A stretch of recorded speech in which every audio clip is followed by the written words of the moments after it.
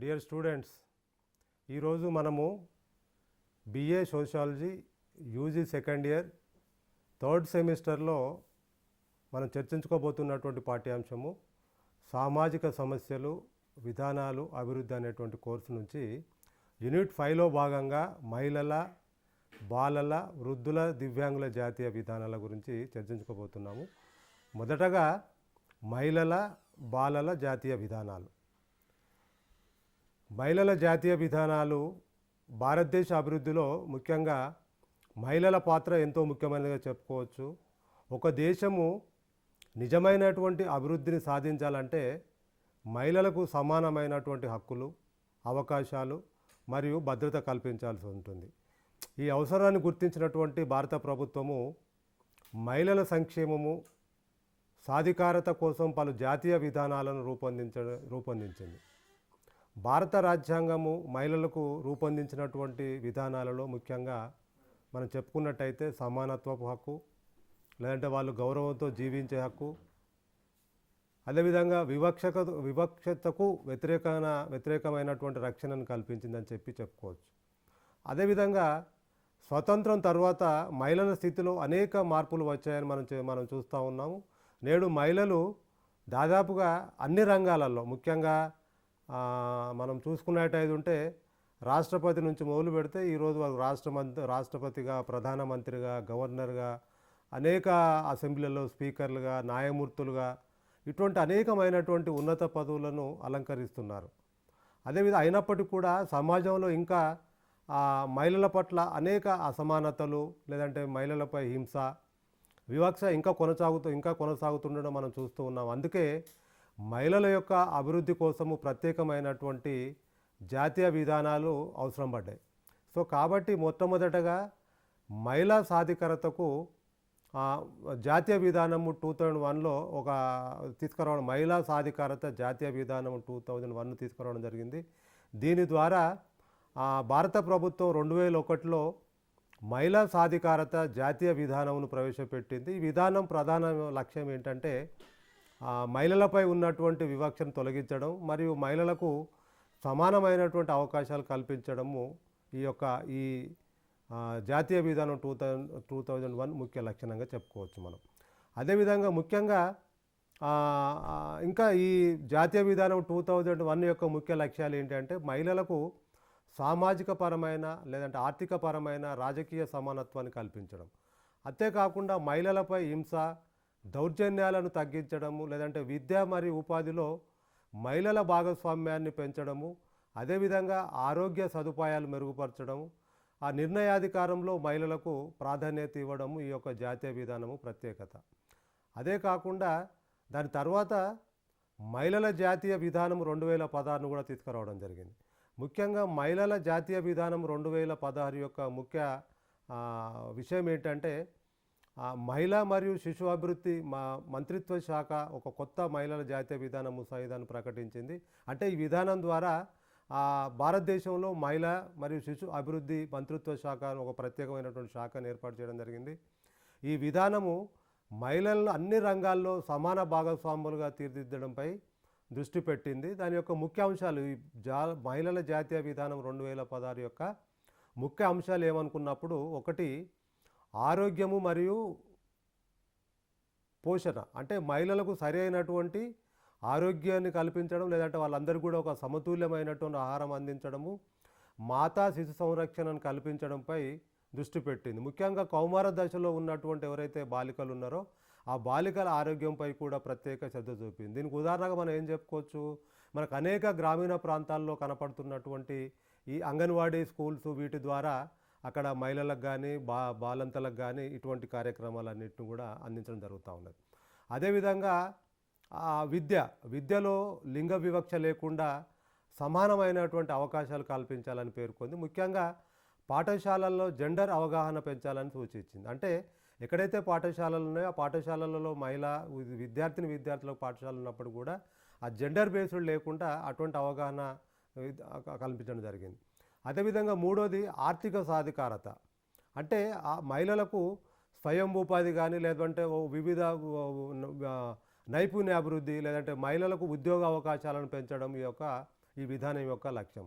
అంటే సమాన పనికి సమాన వేతనం ఇవ్వాలని పేర్కొంది. మనం చూస్తూ ఉంటాం కొన్ని ఆఫీసులలో కానీ లేదంటే కొంత ప్రైవేట్ ఆర్గనైజేషన్లో కానీ అంతకుముందు మహిళలకు వేరే శాలరీస్ లేదంటే పురుషులకు వేరే శాలరీస్ ఉండే. అట్లా కాకుండా అందరికి కూడా సమాన పనికి ఒక పని కనుక ఒక ఒక ఒక ఒక ఒక ఒక ఉద్యోగి ఒక మహిళ కానీ లేదంటే ఒక పురుషుడు కానీ సేమ్ ఉద్యోగం చేసినప్పుడు వాళ్ళకు సమాన పనికి సమాన వేతనం ఇవ్వాలని ఈ మహిళల జాతీయ విధానం 2016 సూచిస్తూ ఉన్నాయి.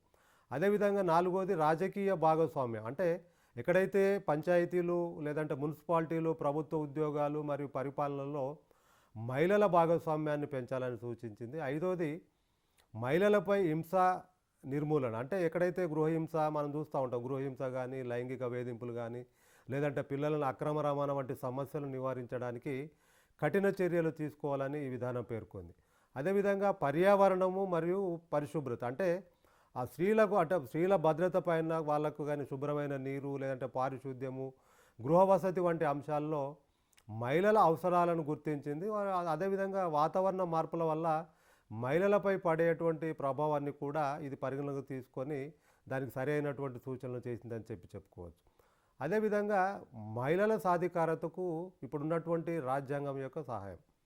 మహిళా సాధికారతకు అంటే రాజ్యాంగంలో పొందుపరిచినటువంటి విధానాలు ఏంటి అంటే భారత రాజ్యాంగంలో ఉన్నటువంటి ఏదైతే ప్రాథమిక హక్కులు మరియు ఆదేశిక సూత్రాలు మహిళల సమానత్వాన్ని బలపరుస్తున్నాయని చెప్పుకోవచ్చు. ముఖ్యంగా 73వ రాజ్యాంగ సవరణ కానీ లేదంటే 74వ రాజ్యాంగ సవరణల ద్వారా స్థానిక సంస్థలలో మహిళలకు రిజర్వేషన్లు కల్పించడం జరిగింది. దీనివల్ల ఆయా ప్రాంతాల్లో ఉన్నటువంటి అంటే భారతదేశ వ్యాప్తంగా ఉన్నటువంటి గ్రామ పంచాయతీలు కావచ్చు లేదంటే మున్సిపాలిటీలలో మహిళలకు నాయకత్వం పెరిగిందని మనం చెప్పుకోవచ్చు. అదేవిధంగా అంతర్జాతీయ స్థాయిలో కూడా భారతదేశము మహిళల హక్కుల పరిరక్షణ కోసము భారతదేశము అంతర్జాతీయ ఒప్పందాలకు కూడా మద్దతు ఇస్తుంది. ముఖ్యంగా సెడా అనేటువంటి ఒక సంస్థను స్థాపించుకున్నప్పుడు అది మహిళలపై వివక్ష నిర్మూలన ఒప్పందంలో భాగంగా భారతదేశంలో ఉండేటువంటి భారతదేశం ఒక భాగస్వామ్యం ఈ సెడాలో భారతదేశం భాగస్వామ్యం అయిందని మనం చెప్పుకోవచ్చు. ముఖ్యంగా చెప్పుకున్నట్టయితే ఇంకా మహిళల జాతీయ విధానాల యొక్క ఆవశ్యకత. అంటే మహిళల జాతీయ విధానాలు ఎందుకు వాటి యొక్క అవసరం ఏముండే అని అనుకున్నప్పుడు మహిళల జాతీయ విధానాల ఆవశ్యకతకు అంటే ముఖ్యంగా దీని ద్వారా ఏంటంటే మహిళలకు సమానమైనటువంటి హక్కులు లభిస్తాయి. ముఖ్యంగా ఎక్కడైతే విద్య ఉపాధి అవకాశాలు దీని ద్వారా పెరుగుతాయి, మహిళలపై హింస తగ్గించడానికి అవకాశం ఉంటుంది. అదేవిధంగా సమాజంలో వీరి పట్ల గౌరవం పెరుగుతుంది. అదేవిధంగా దేశాభివృద్ధిలో మహిళల యొక్క భాగస్వామ్యం పెరుగుతుందని చెప్పుకోవచ్చు.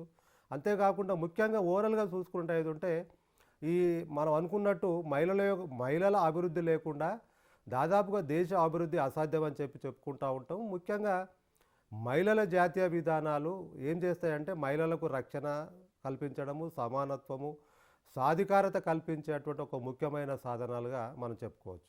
అదేవిధంగా ప్రభుత్వం రూపొందించినటువంటి విధానాలు సమర్థవంతంగా కనుక అమలైతే మహిళలు అన్ని రంగాల్లో ముందుకు సాగగలరు. మహిళల సాధికారతతోనే దేశవ్యాప్తంగా కానీ ఎక్కడైనా మన మొత్తం సమాజంలో సమానత్వం కానీ సమాజ నిర్మాణం కానీ సాధ్యమవుతుందని చెప్పుకోవచ్చు.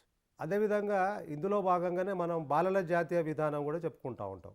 బాలల జాతీయ విధానాలు ముఖ్యంగా చెప్పుకున్నట్టు ఒక దేశ అభివృద్ధిని ఆ దేశంలోని పిల్లల యొక్క ఆరోగ్యము, విద్య, రక్షణపై ఆధారపడి ఉంటుంది. ముఖ్యంగా భారతదేశంలో ప్రపంచంలోని ప్రతి 5గురిలో ఒక బాలుడు జన్మిస్తున్నాడని చెప్పుకోవచ్చు. అంటే ప్రపంచవ్యాప్తంగా ప్రతి 5గురిలో ఒక భారతీయుడు జన్మిస్తున్నాడని చెప్పుకోవచ్చు. అందుకే ప్రభుత్వము బాలల అభివృద్ధి కోసము అనేక జాతీయ విధానాలను రూపొందించింది. దాంట్లో మొదటగా బాలల జాతీయ విధానము మొట్టమొదటిసారిగా 1974 సంవత్సరంలో తీసుకురావడం జరిగింది.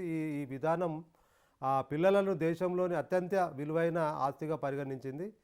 ప్రతి బాలుడికి సమానమైనటువంటి అవకాశాలు లభించాలని లేదంటే శారీరకంగా కానీ మానసికంగా కానీ నైతికంగా కానీ ఆరోగ్యవంతులుగా ఎదగాలనేది ఈ విధానం యొక్క లక్ష్యంగా పెట్టుకున్నది. అదేవిధంగా బాలల జాతీయ చార్టర్ తర్వాత 1974 తర్వాత మరొక జాతీయ విధానాన్ని తీసుకురావడం జరిగింది. అది బాలల జాతీయ చార్టర్ 2003 అమల్లోకి వచ్చింది. బాలల జాతీయ చార్టర్ 2003 ప్రకారం ఆరోగ్యవంతమైనటువంటి జీవితం కల్పించడం, పిల్లలపై హింస కానీ దోపిడీ కానీ లేదంటే వివక్షత వంటి సమస్యలను తగ్గించేందుకు సమాజంలో ఒక అవగాహన పెంచాలని ఈ చార్టర్ పేర్కొంది. అదేవిధంగా దాని తర్వాత బాలల జాతీయ విధానం 2013 తీసుకురావడం జరిగింది. ఇప్పటివరకు కూడా అదే కంటిన్యూ అవుతూ ఉన్నది. ఈ విధానం ప్రకారం ఎవరైతే 18 సంవత్సరాల లోపు ఉన్నటువంటి వారందరూ కూడా పిల్లలుగా గుర్తించబడ్డారు. పిల్లలకు జీవించే హక్కు కానీ, లేదంటే ఆరోగ్య హక్కు కానీ, సమతుల్య ఆహారము, విద్య, రక్షణ మరియు అభివృద్ధి హక్కులు కలవని ఈ యొక్క జాతీయ విధానం స్పష్టంగా చెప్తా ఉన్నది. పిల్లలందరూ కూడా ఒకే విధంగా ఉండరని, వారి పరిస్థితులు లేదంటే వాళ్ళంతా కూడా వేరువేరుగా ఉంటాయని గుర్తించింది. ముఖ్యంగా ఎక్కడైతే అశక్తత కలిగినటువంటి పిల్లల కోసం ప్రత్యేక శ్రద్ధ అవసరమని పేర్కొంది. ఈ విధానం యొక్క ముఖ్య లక్షణాల్లో ఒకటి కలుపుకొని పోయే విద్య, అంటే ఇంక్లూజివ్ అంటే అశక్తత కలిగినటువంటి పిల్లలకు అందరూ కూడా సాధారణ పాఠశాలలో చదివేలా అవకాశాలు కల్పించాలి. అంటే నిర్బంధ విద్య, అంటే 14 సంవత్సరాల లోపు ఉన్నటువంటి బాలలందరూ కూడా ప్రత్యేకమైనటువంటి విద్యను అందించాలని ఈ బాలల జాతీయ విధానం 2013 ద్వారా చెప్తూ ఉంటుంది.